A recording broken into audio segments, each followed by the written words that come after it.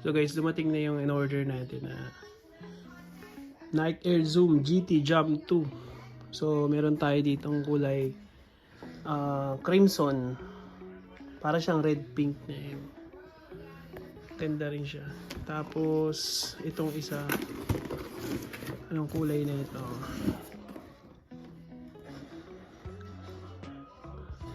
White blue tint. Kasi blue yung ano niya, light blue tint yung ano niya, swelas niya. 10.5. Dagdag na naman ang collection natin guys.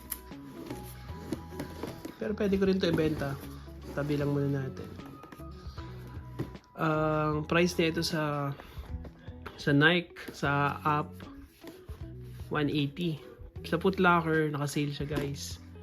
Ito, nakuha ko to sa Nike ng 100 kasi may promo nung nakaraan. 180 to eh.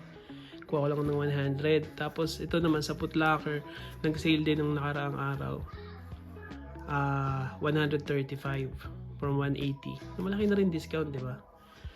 GT para sa akin ito, isa sa mga the best pang basketball guys.